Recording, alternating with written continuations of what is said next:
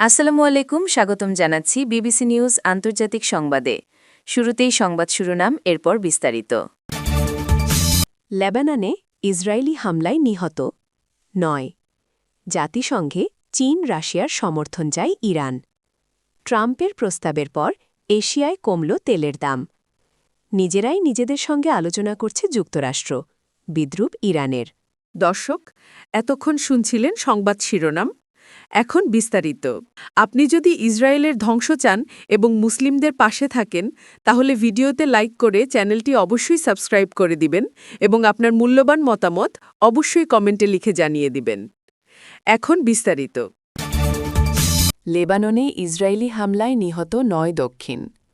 লেবাননে পৃথক ইসরায়েলি হামলায় অন্তত ৯ জন নিহত হয়েছেন। এছাড়া বেশ কয়েকজন আহত হয়েছেন বলে জানিয়েছে দেশটির রাষ্ট্রীয় গণমাধ্যম।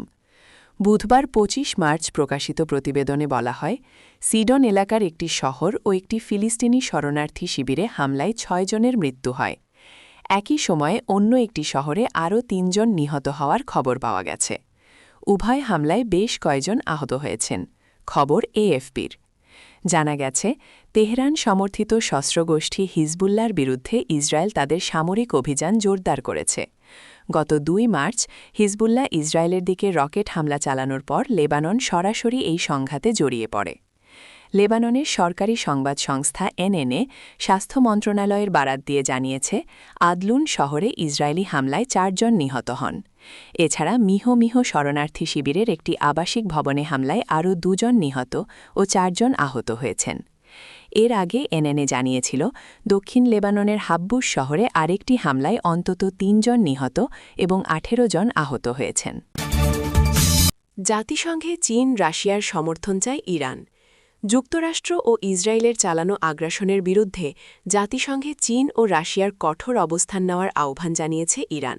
দেশটির পররাষ্ট্রমন্ত্রী আব্বাস আরাগচি অভিযোগ করে বলেন, যুক্তরাষ্ট্র নিরাপত্তা পরিষদকে নিজেদের স্বার্থে ব্যবহার করছে এবং তা বন্ধ করা প্রয়োজন। মঙ্গলবার ২৪ মার্চ চীনের পররাষ্ট্রমন্ত্রী ওয়াং ইয়ের সঙ্গে এক ফোনালাপে আঞ্চলিক পরিস্থিতি ও ইরানের ওপর যুক্তরাষ্ট্র ইসরায়েলের সামরিক হামলার পরিণতি নিয়ে আলোচনা করেন আরাগচি।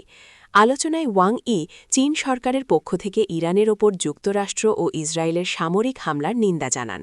একই সঙ্গে তিনি ইরানের সর্বোচ্চ জাতীয় নিরাপত্তা পরিষদের সাবেক সচিব আলী লারিজানির নিহত হওয়ার ঘটনায় শোক প্রকাশ করেন।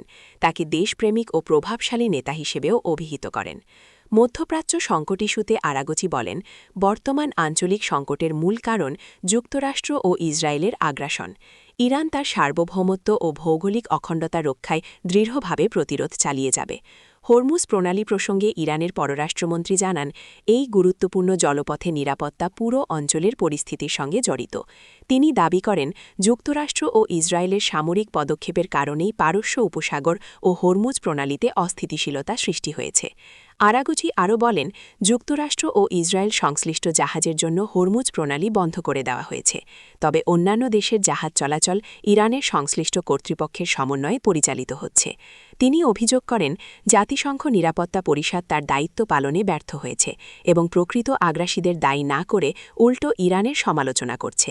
এই অবস্থায় চীন ও রাশিয়া সহ সদস্য দেশগুলোর কাছে তিনি দৃঢ় অবস্থান নেওয়ার আহ্বান জানান। জবাবে ওয়াং ই বলেন, চীন আন্তর্জাতিক আইন ও কূটনীতির প্রতি সম্মান বজায় রেখে বিরোধ সমাধানের পক্ষে এবং একতরফা আধিপত্যবাদী আচরণের বিরোধিতা করে। ট্রাম্পের প্রস্তাবের পর এশিয়ায় কমল তেলের দাম। যুক্তরাষ্ট্রের প্রেসিডেন্ট ডোনাল্ড ট্রাম্প জানিয়েছেন, ইরানের সঙ্গে যুদ্ধবন্ধে আলোচনা এগোচ্ছে। ওয়াশিংটন ইরানের কাছে ১৫ দফা প্রস্তাবও পাঠিয়েছে। এমন খবরের পর এশিয়ার বাজারে কমেছে জ্বালানি তেলের দাম। খবর বিবিসির।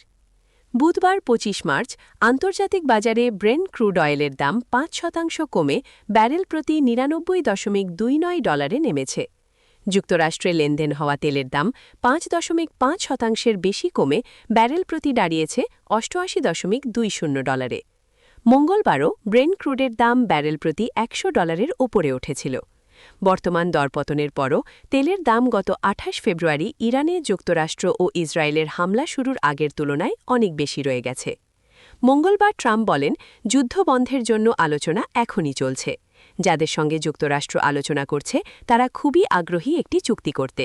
তবে এই দাবি ইরানের কর্মকর্তারা অস্বীকার করেছেন।